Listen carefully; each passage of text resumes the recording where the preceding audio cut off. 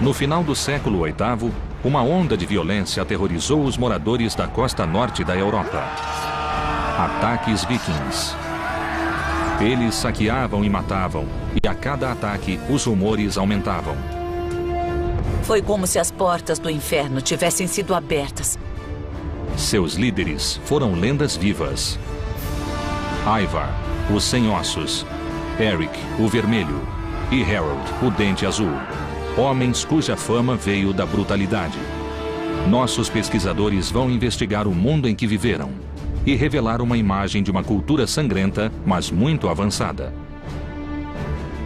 Eles vão reconstruir a fortaleza de Harold, o Dente Azul, o primeiro rei dos vikings. Encontrarão sinais ocultos de uma cidade guerreira sob ruas modernas. E vão examinar a tecnologia que deu uma enorme vantagem aos vikings. Com esses barcos, os vikings puderam retraçar o mapa da Europa. Barcos como esses levaram exploradores vikings como Eric o Vermelho e Leif Erikson aonde ninguém ainda fora. Usando computação gráfica, vamos reconstruir uma civilização extraordinária e revelaremos o mundo perdido dos vikings.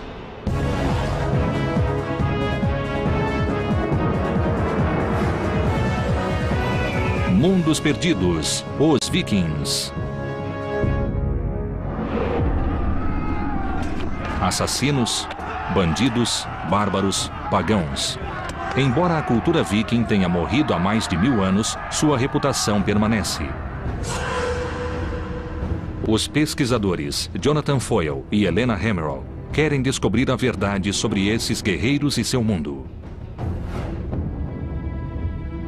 Helena Hemmerle é uma arqueóloga de Oxford e estuda culturas europeias antigas. Um dos mistérios genuínos sobre esse período é o motivo de os vikings surgirem. O que os levou a atacar e também a colonizar da forma que fizeram. Jonathan Foyle é um historiador de arquitetura que estuda construções para entender as culturas que as erigiram.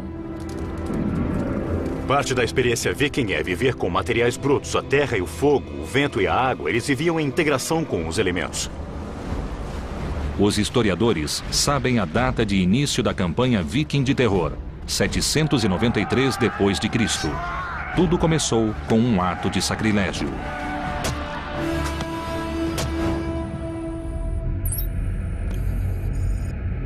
Jonathan viajou para Lindisfarne, na costa nordeste da Inglaterra. Havia um monastério aqui. Na época, era um dos santuários mais sagrados da cristandade. Nós herdamos uma imagem dos vikings como sendo piratas sedentos de sangue, e essa reputação surgiu aqui, em Lindisfarne. As notícias do ataque viking espalharam-se depressa pela Europa. Richard Oran explica. Este foi o primeiro ataque a um centro muito importante. Este foi o lugar em que um ataque aconteceu pela primeira vez. E psicologicamente foi o ataque que levou as pessoas a acreditarem que o apocalipse chegara. O ataque foi uma surpresa. Ninguém sabia dos vikings até os barcos surgirem no horizonte. Os monges do monastério não podiam acreditar que alguém pensaria em atacar seu santuário. Mas, como Jonathan descobriu, os vikings sabiam exatamente o que faziam. O que havia aqui para os vikings? Saque.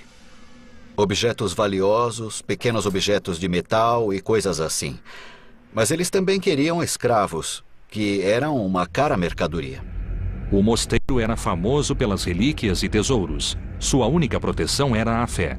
Acreditavam que ninguém ousaria violar o solo sagrado. Eles não tinham defesas, era um mosteiro. Mas eles deviam ter uma muralha ou coisa assim ao redor do mosteiro. Algo como isso aqui. Tinham, sim, um muro que circundava todo o lugar. Ele separava o espaço sagrado interior do mundo externo. Mas era, de fato, apenas uma linha de demarcação. Subindo até o ponto mais alto da ilha, Jonathan e Richard criaram uma imagem da comunidade que os vikings destruíram. O que os vikings viram por aqui há mais de 1000 anos? Certamente nada como isto. Nenhuma das construções de pedra que vemos agora. Não havia nada parecido, nada disso existia. Era uma comunidade monástica. Mas onde vemos a igreja paroquial ali e a igreja do priorado aqui, era o local do mosteiro saqueado pelos vikings. Em vez de construções de pedra, pense em madeira.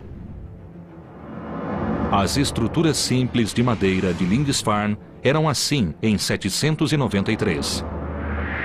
Essas construções modestas continham, no entanto, um tesouro de riquezas e eram um alvo perfeito para os vikings pagãos.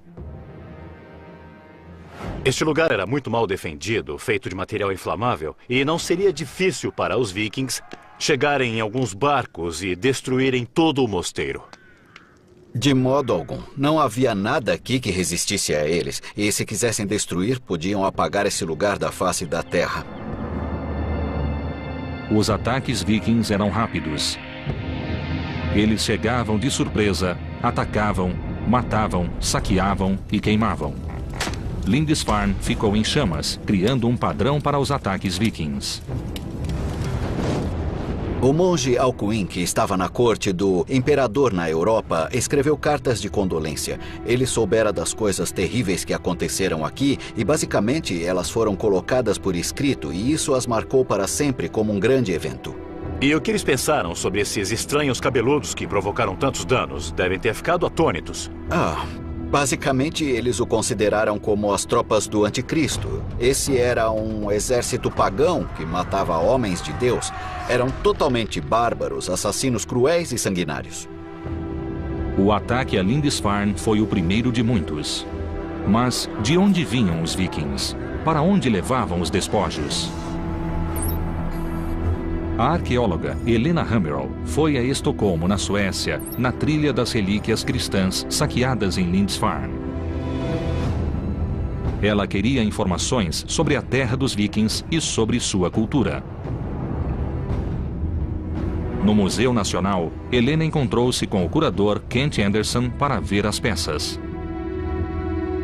Nós temos muitos objetos. Objetos do mundo árabe e objetos do oeste europeu. Como chegaram à Suécia? Como temos objetos únicos e como eles vêm de um contexto muito especial, como uma igreja ou um mosteiro ou algo assim, então achamos que tenha sido por saque. Este também é um objeto único que deve ser resultado de saque. Ele parece muito com o cimo do bastão episcopal. Sim, é sim. Então podemos imaginar que um pobre bispo irlandês foi atacado e seu bastão foi roubado. Sim, como um tipo de souvenir. Este símbolo sagrado da autoridade episcopal contrasta com os outros objetos do mundo viking. Espadas são os objetos mais valorizados pelos museus. A arma viking de mais prestígio era a espada longa, cuja lâmina valia 16 vacas leiteiras. O guerreiro que a possuía tinha status elevado. No museu, Kent mostrou a Helena achados arqueológicos desconcertantes que indicam sacrifícios animais e humanos. Isto é parte de um crânio e de esqueletos de um túmulo que continha 3 indivíduos. 2 deles com as cabeças cortadas. Isso deve ter sido um sacrifício humano. Como sabemos que eles foram sacrificados? Bom, isso pode ser visto nos ossos, realmente. O que é isto? Marcas de cortes. Marcas? Estou vendo. Meu Deus. Sacrifícios humanos seriam uma prática chocante para o mundo cristão antigo. Sim, devem ter Isso, sido. obviamente, sugere um outro tipo de ideologia e de visão do mundo. E por que isso ocorreu? Eles eram criminosos? Eles fizeram algo errado e estavam sendo punidos? Não, eu acho que não. Essa era a melhor oferenda que se fazia aos deuses. Então, se quisesse oferecer mais que um cavalo ou vaca, iria sacrificar talvez um escravo ou... exato. Meu Deus. Sacrifícios humanos eram parte do funeral de um grande guerreiro ou líder. Os objetos encontrados em locais fúnebres trouxeram muitas informações sobre a cultura viking e nos ajudaram a completar a imagem do mundo viking. Nossos pesquisadores estiveram em Lindisfarne, onde surgiu a fama dos vikings como assassinos sanguinários. Viram objetos saqueados dos santuários cristãos europeus. Jonathan Foyle foi ao extremo norte da Dinamarca para revelar os segredos de um cemitério viking. Ele foi ao sítio de Lindon Oe. No final do século XIX, arqueólogos cavaram 4 metros de areia e acharam túmulos muito bem preservados.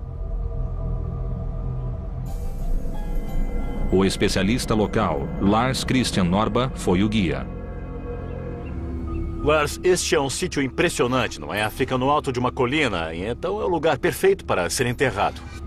As pessoas aqui eram de uma aldeia comum. O local foi preservado pelas dunas de areia, que chegavam a 4 metros de altura aqui. Então, o dobro da minha altura. De areia. Cobrindo tudo. O mais intrigante neste sítio é o estranho padrão em que as pedras foram colocadas. Círculos, triângulos e formato de navios.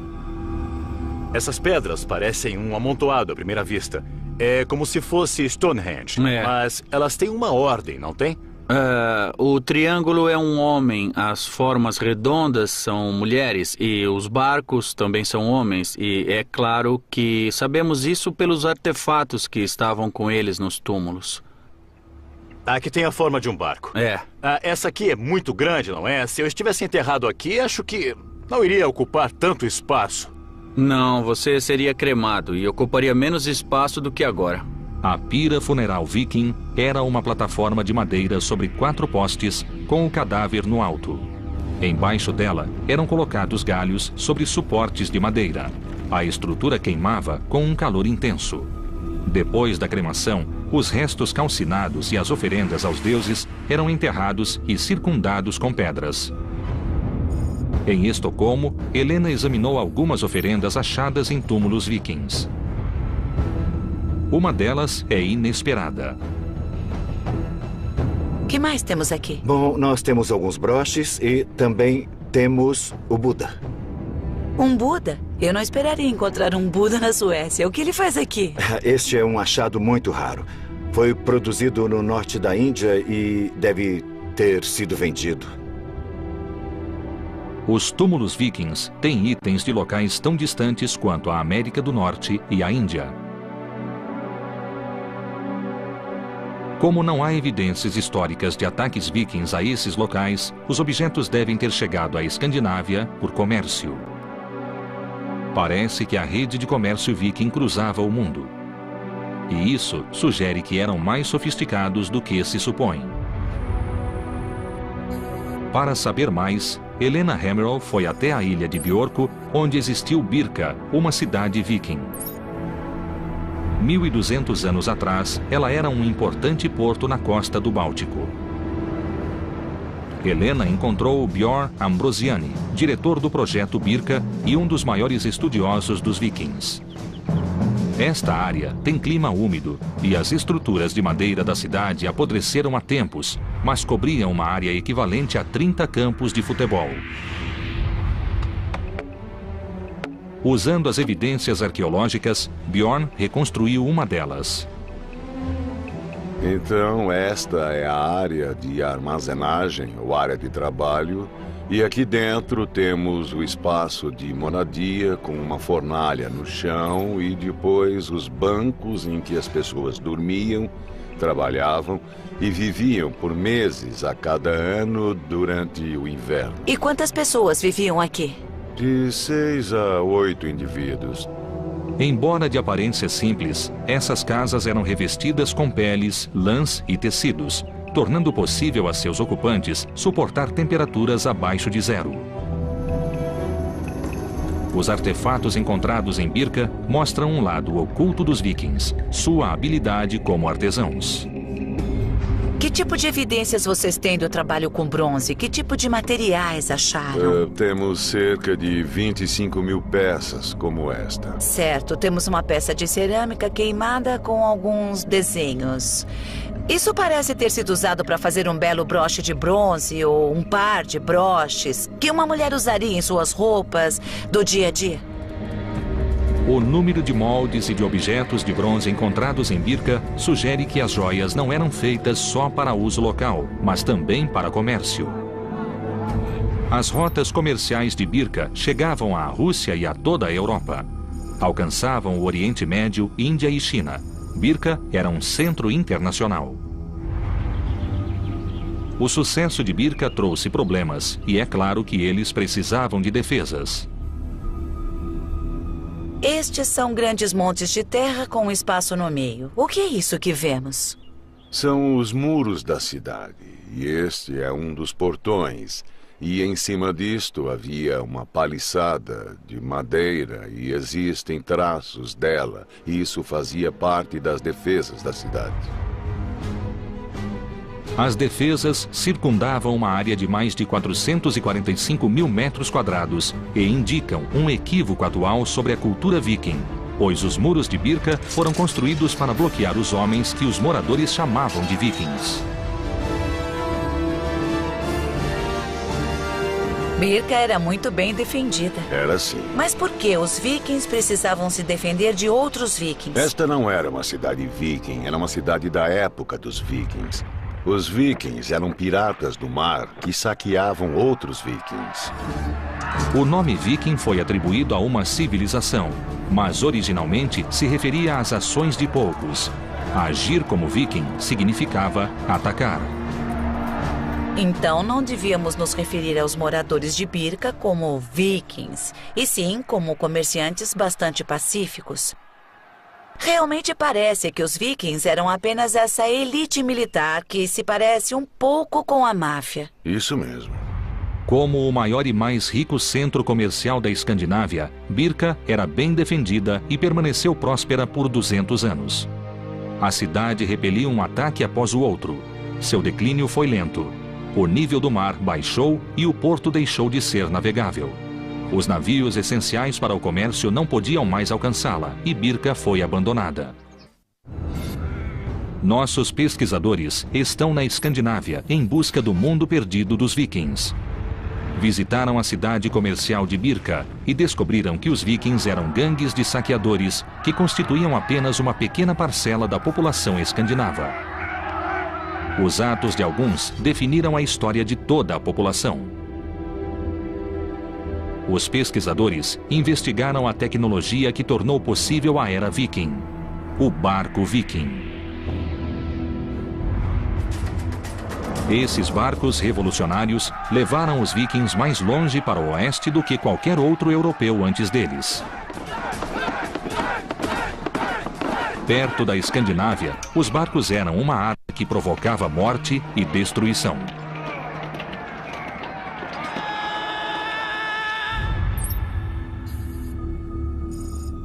Jonathan Foyle visitou o Museu de Barcos Vikings em Oslo, na Noruega.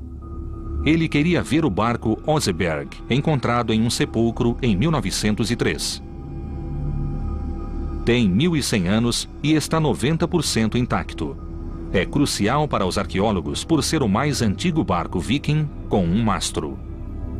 Ao acrescentar um mastro e uma vela aos barcos a remo, os vikings aumentaram sua velocidade média para mais de 10 milhas náuticas por hora e também tornaram possíveis as longas viagens por mar. Para saber como o mastro era construído, Jonathan conversou com Bjort Orseth na oficina do museu. Bjort é um dos maiores especialistas no trabalho viking em madeira. Ele estuda a tecnologia do mastro e a razão de ser tão revolucionário. Isso aí é parte da estrutura que está ali? Sim, temos aqui o Masterfisk. Masterfisk? Sim. É como os marinheiros chamam o mastro. Isso. E esse é o modelo de 1? Sim, esse é um modelo em escalão para 4. Então isso aqui vai no topo? Sim. E depois nós colocamos isto como trava. Incrível, você encaixa isso aqui e isso não se move mais. Não.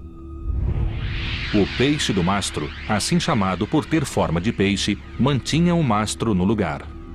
Ele ajudava a distribuir o impulso do vento igualmente por todo o barco, o que evitava que o mastro quebrasse com ventos fortes. O mastro era removível, o que permitia que os barcos vikings passassem sob obstáculos que bloqueariam barcos com mastros fixos. Era preciso ser muito hábil para pilotar esses barcos. Ao lado do barco Oseberg, encontramos Knut Pasch, especialista em barcos vikings. Onde ficaria o nível da água aqui, no lado do barco? Dá para ver, é onde forma 90 graus, este ângulo aqui. Nesta área aqui. Isso. Então, se inclinasse mais de 9 graus, de fato afundaria imediatamente. Então existe um ajuste de equilíbrio muito delicado nesse barco. Depois de 1.100 anos, ainda se nota a habilidade dos construtores. Está extremamente bem preservado, como se pode ver. E esse ferro não enferruja. Então esses são mesmo os rebites originais? Sim, são sim. Os rebites são feitos de ferro encontrado em pântanos e que não enferruja. Mas o material mais importante era a madeira do casco do barco. É feito de carvalho, 100% carvalho. Quantas árvores seriam necessárias para um barco como este? 80 seria um bom palpite. 80 árvores. Esse é um grande investimento, então. Sim, eles certamente eram caros. Quantos barcos havia numa frota? Temos registros escritos que falam em cerca de 50 e até 100 barcos ao mesmo tempo. Então, 80 árvores vezes 100. Aham. Estamos falando de 8.000 árvores. Isso é um grande desmatamento. É. Por usarem carvalhos que demoram 150 anos para crescer, os barcos vikings mudaram a paisagem local e a navegação para sempre. Há uma essência dos vikings nesses barcos. É onde imaginamos que os vikings estivessem em alto mar. Mas, ao ficar face a face com um barco viking de 1000 anos, sentimos um respeito real por sua engenhosidade, por sua destreza e pura determinação. A habilidade e a determinação dos vikings é aparente no Museu Roskilde, na Dinamarca. Helena veio investigar como o projeto revolucionário dos barcos mudou o mundo viking. Ela esteve com Turi Müller, que constrói barcos com técnicas e tecnologias vikings. As ferramentas que está usando são similares às que eles usavam na era viking? Tentamos fazer o mais igual possível. Podemos ver pelas partes escavadas. Algumas vezes não conseguimos achar todas as ferramentas que vemos nas marcas no barco. Que sistemas de medida usavam? Sabemos o que usavam na era viking para fazer isso? Não sabemos. Existem muitas teorias, mas na construção de barcos tradicionais, a gente faz isso pondo ao lado. Sim, então usavam padrões. Sim. Quanto tempo se leva para construir um barco como este em que você está trabalhando? Levou 4 anos e meio com o trabalho de 5 homens. Mas eu acredito que eles provavelmente preferiam construir com muito mais gente que isso, sabe? Uma equipe maior, é. Sim. Cada barco exigia muitos homens e recursos. Dentro do museu, existem vários barcos vikings descobertos no fiord nos anos 60. Eles nos mostram mais detalhes do projeto viking. Com Anton Engler, curador do museu, Helena examinou vários barcos vikings. Este foi o auge da construção de barcos vikings.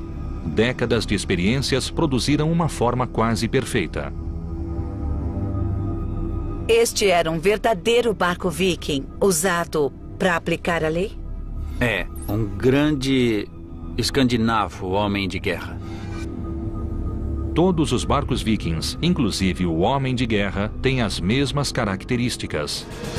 Primeiro, a quilha e as vigas mestras eram presas da proa à popa. Vigas de sustentação apoiavam uma plataforma na qual ficava o peixe do mastro. As tábuas do barco eram superpostas verticalmente e presas com rebites.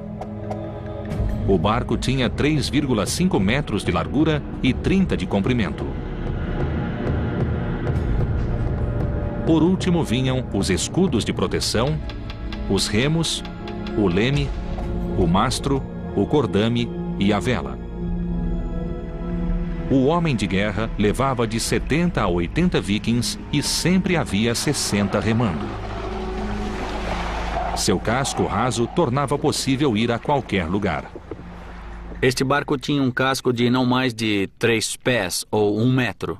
E isso tornava possível navegar em qualquer rio da Europa. Então, esses eram barcos muito flexíveis que podiam cruzar um oceano, subir e descer a costa e também podiam navegar terra adentro. É, poderia chamá-los de barcos anfíbios. Essa flexibilidade foi crucial para seu sucesso, pois podiam atacar rio acima, longe da costa. Helena queria descobrir como era a vida a bordo, e Anton lhe mostrou uma das réplicas. Percebi que não foi construído pensando em conforto. Existe muito pouco espaço e nenhuma privacidade aqui para os 60, 70 ou 80 homens que poderiam estar a bordo. E os alimentos e bebidas, as provisões, onde a comida era guardada? Como pode ver, há um espaço pequeno no barco, quase todo cheio de lastro. E como queriam carregar bastante armas, só podiam carregar muito pouca comida e água. Em 2 semanas ficariam sem nada. Então, a cada 2 semanas, precisavam ter certeza de poder ir à terra para obter suprimentos. Isso. Apesar da falta de espaço, os barcos eram ideais para a exploração. E líderes vikings como Eric o Vermelho e Leif Erikson conseguiram percorrer enormes distâncias. O alcance, a velocidade e a facilidade de manobra dos barcos vikings eram uma clara vantagem. No século IX, os vikings pararam de saquear e passaram a invadir. Em 866, Ivar, o Sem Ossos, levou seus homens à Inglaterra, onde sua crueldade tornou-se lendária. Nossos pesquisadores visitaram a cidade viking de Birka, importante porto comercial do Báltico, e viram como o projeto único dos barcos vikings os ajudou a saquear a Europa. Jonathan Foyle foi até as Ilhas Britânicas, onde os saqueadores transformaram-se em colonos. Essa mudança influenciou os vikings em toda a Europa. Em 865, o líder viking Ivar, o Sem Ossos, partiu com seus homens. Seu alvo era a cidade de York, capital da Nortúmbria, no nordeste da Inglaterra. Jonathan visitou a cidade para descobrir como ela era quando os vikings estavam se aproximando. Em 866, uma frota de barcos vikings foi avistada no rio Ouse. Isso foi 70 anos depois do primeiro ataque a Lindisfarne. E vieram em grande número porque as regras do jogo haviam mudado. Essa frota não veio apenas saquear a cidade. Eles vieram conquistá-la. O massacre foi terrível. York foi conquistada e seus habitantes foram mortos. Mas a crueldade foi além disso. Ila era um dos reis da Nortúmbria e sua capital era York. E é claro que ele se opôs à conquista de Ivar, o Sem Ossos. E o tratamento que ele teve ao ser capturado foi águia de sangue. Isso significa que os vikings abriram o seu tórax, tiraram os seus órgãos e depois expuseram as costelas como as asas sangrentas de uma águia. E essa foi uma clara mensagem para o povo de York, que no mínimo os vikings eram pessoas a serem evitadas. Ivar mudou o nome da cidade para Jorvik. Situada no ponto de encontro de 2 rios e com acesso às rotas comerciais europeias, York era importante para os vikings. Eles deixaram marcas aqui. Jonathan explorou a herança viking que ainda existe na cidade moderna. A York moderna ainda tem nomes de ruas dados pelos vikings 1000 anos atrás. Nós temos a Ness Gate, a rua para um trecho que relembra a geografia que eles conheciam na época. Nós temos a Micklegate, a grande rua. Essa foi sua experiência do tamanho das ruas que eles criaram. E temos também a Coppergate, um lugar onde faziam xícaras. Então, desde a geografia até o lugar em que viveram e seu trabalho, a York viking ainda existe aqui hoje. Embaixo da moderna rua Coppergate, os arqueólogos fizeram uma descoberta extraordinária. Bem preservados no solo pantanoso, eles encontraram sinais de 8 casas vikings do século X. Jonathan foi ao centro Jorvik, construído ao redor das ruínas. Aqui, o arqueólogo Richard Hall explicou a importância do lugar. Então, Richard, de repente vocês descobriram 8 casas vikings? Foi empolgante e muito importante encontrá-las tão bem conservadas. Ninguém vira algo assim antes. Os arqueólogos costumavam achar esqueletos de casas, mas aqui elas estão em 3 dimensões. Em alguns pontos tem 1,80 m de altura. São as casas vikings de madeira mais bem conservadas. As madeiras conservadas no solo indicam como a estrutura foi construída. Primeiro era cavado um porão com 2 metros de profundidade e revestido com pranchas de carvalho. Depois, grandes pilares de carvalho eram fincados no chão a intervalos regulares. Eles sustentavam as grandes vigas que eram a primeira parte da estrutura. Richard, eu não estou vendo juntas nem cavilhas. Como é que isso fica firme? A pressão mantinha esta construção firme, sem pregos nem cavilhas. Só a pressão de uma tábua sobre a outra. Sem nenhum acessório de metal. Isso mesmo. Às vezes vemos marcas de ferramentas, vemos buracos de cupins em alguns pilares. E se for até o alto, bem lá em cima, dá para ver que há um buraco bem no meio do pilar. Achamos que então havia um pilar correspondente do outro lado e que havia uma viga horizontal mantendo os dois separados e sustentando o piso acima. Esta é uma forma de construção bem conhecida, é muito firme e muito simples. Este nível subterrâneo era engenhoso. Usava poucos materiais de construção e fortalecia a estrutura. Acima do solo, pilares de madeira eram encaixados nas vigas e, por fim, vinha o telhado de palha e as paredes feitas com pranchas. A partir das ruínas das casas, podemos revelar como era Coppergate durante o período viking. As casas eram bem alinhadas na rua e nos porões havia oficinas que produziam mercadorias para esse próspero centro comercial. O solo pantanoso incomum de Coppergate também revelou milhares de objetos que proporcionam um vislumbre do mundo viking. Richard, quais são os itens principais? Bem, estes são representativos de algumas das coisas mais completas que nós encontramos. Isto, por exemplo, é um sapato da época viking. É muito bem feito. E pode-se ver aqui, bom, eu estou olhando para o desgaste ou as marcas feitas pelos dedos de alguém, não é? Pode ver que calos ele tinha e com quais Joanete sofria. E isto parece ser o cabo de uma bengala. Bem, quando você come, isto é o que sai pelo outro lado. Os arqueólogos guardam coisas estranhas. Mas isto tem muita informação, diz o que eles comiam e aprendemos sobre a dieta viking. Achamos tigelas de madeira como esta e Coppergate era a rua dos fabricantes. Era aqui que colocavam a comida. Eles gostavam de escolher a melhor madeira para essa finalidade. Eles eram mestres com a madeira, não eram? Isso é chifre de veado, o plástico da era viking. Eles não desperdiçavam nada. Não, eles se asseguravam de usar as matérias-primas do melhor modo possível e extrair o máximo do que tinham. Jonathan esteve na Escandinávia para entender o mundo perdido dos vikings. Mas aqui em York, ele encontrou um de seus habitantes.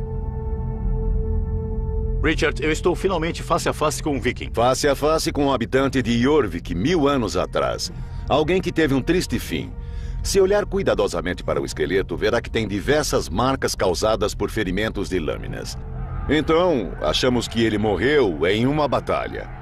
York era importante e foi cobiçada por vários governantes. O povo de York estava acostumado a lutar para defender a independência.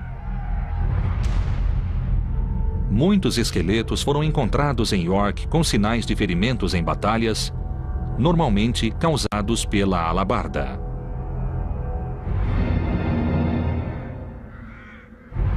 Sob o governo viking, Jorvik tornou-se um próspero porto, um importante centro de comércio internacional e uma base para novas conquistas. Ao morrer, em 873, Ivar era rei do norte de toda a Irlanda e da Bretanha e governava um vasto território. Enquanto as conquistas vikings alteravam o mapa da Europa, na Escandinávia, uma grande rebelião mudava a sociedade viking. Nossos pesquisadores exploraram o território viking e revelaram redes de comércio com a Europa e outros locais. Eles mostraram a extraordinária habilidade viking na construção de barcos e na navegação. Visitaram também o centro da Dinamarca. Em Roskilde, Helena pesquisou sobre Harold, o Dente Azul, um líder viking do século X que uniu a Dinamarca e também foi rei da Noruega. Harold era um viking típico, alto, forte e guerreiro, mas tinha um conflito interior. Embora nascido pagão, Harold converteu-se ao cristianismo. Para concretizar sua visão de uma Dinamarca cristã, ele ordenou a construção de acampamentos circulares, chamados de fortificações em anel, para unir as tribos vikings em luta.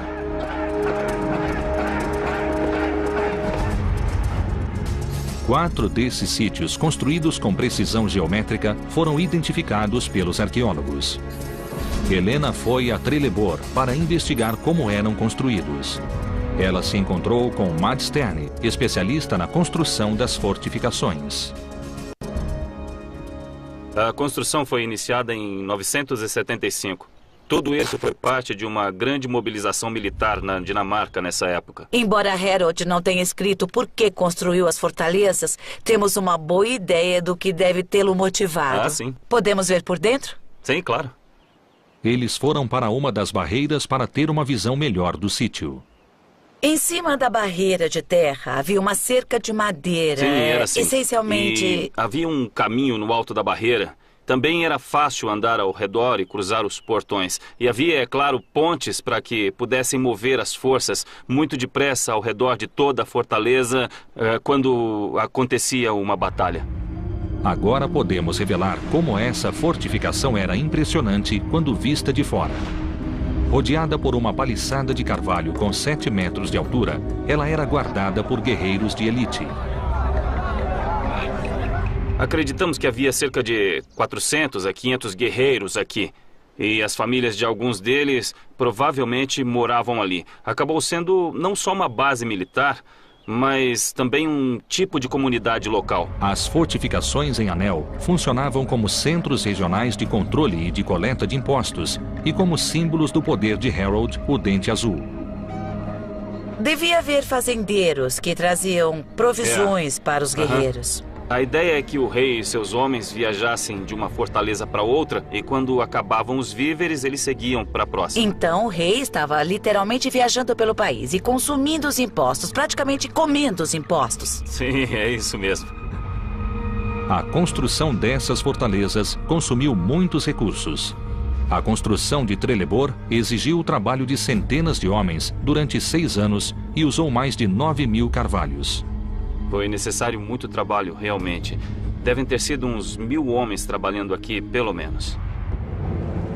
O muro da fortaleza era um anel de terra com 135 metros de diâmetro, 17 metros de espessura e 7 metros de altura, rodeado por um fosso de 4 metros com estacas afiadas.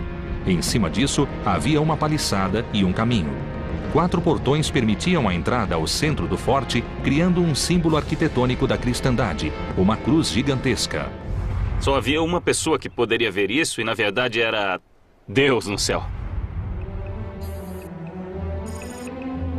Em Furcate, outra fortificação em Anel, Jonathan Foyle investigou como era a vida nessas estruturas enormes. Estou em Furcate, um forte que é idêntico a Trelleborg. Nós temos a mesma barreira circular de terra com entradas ao norte, sul, leste e oeste. Parece que foi feita com um grande cortador de biscoitos sobre a paisagem. Jonathan investigou o que essas estruturas e os objetos encontrados nelas revelam sobre o mundo perdido de Harold, o Dente Azul. Jonathan foi acompanhado pela especialista Elsie Rosedal. Você deve ter descoberto com os objetos a dimensão humana. Como essas construções eram usadas e o que elas dizem a você? Essa uniformidade de planos sugere que o uso era puramente militar em todas elas, mas pela distribuição dos objetos encontrados, você pode ver que mesmo que as casas tivessem todas o mesmo layout, tinham funções diferentes. Estas foram estruturas estranhas que surgiram em uma situação política muito específica.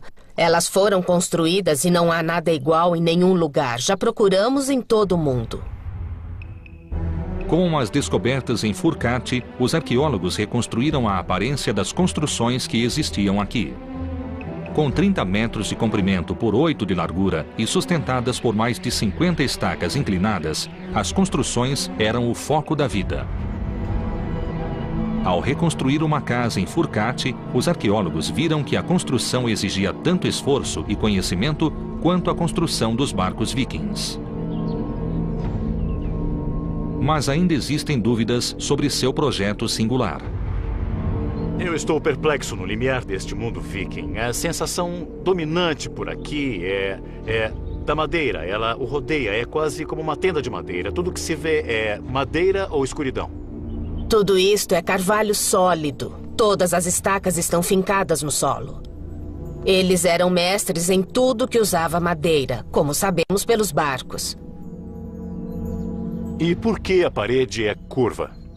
Bem, houve muitas sugestões e uma delas, a ideia do barco, não é muito provável. Mas pode ter sido para que houvesse mais espaço ao redor do fogo. No interior, Jonathan sentiu como era a vida nessas grandes salas.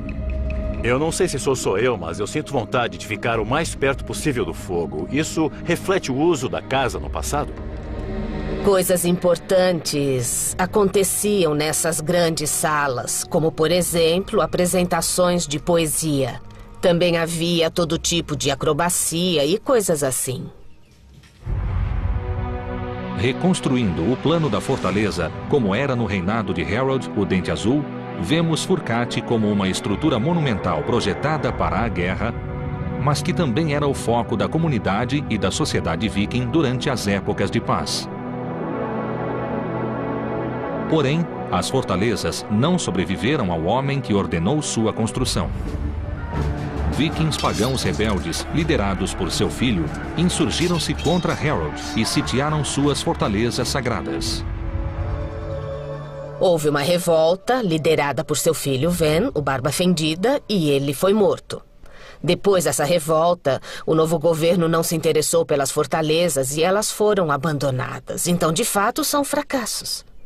Mas fracassos esplêndidos. Você seria a última pessoa que eu pensaria que chamasse isso de fracasso por causa do envolvimento e do amor que tem por elas. As descobertas de Jonathan em Furcate revelaram a vida nessas fortalezas e também o mundo viking em transição de tribos pagãs para reinos cristãos. A civilização viking progrediu muito em 250 anos. Eles tiveram muito sucesso no que fizeram. Primeiro saqueando e depois colonizando e se fixando nas costas do Atlântico Norte. Os descendentes de Harold governaram um império que incluía Inglaterra, Noruega e Dinamarca, e os vikings fixaram-se em toda a Europa e além dela. Nossos pesquisadores descobriram que a influência viking, iniciada com a violência dos saqueadores e fortalecida com o comércio, só foi possível pelos barcos vikings. Seguindo uma trilha de pistas, eles revelaram que o mundo viking não desapareceu. A capacidade de adaptação e de evolução dos vikings levou-os a criar uma cultura nova e versátil. Essa foi uma civilização mutável, movida por tecnologia revolucionária, governada pela riqueza e que, por quase 300 anos, manteve um império que ainda é visível em muitas cidades. Este era o mundo perdido dos vikings.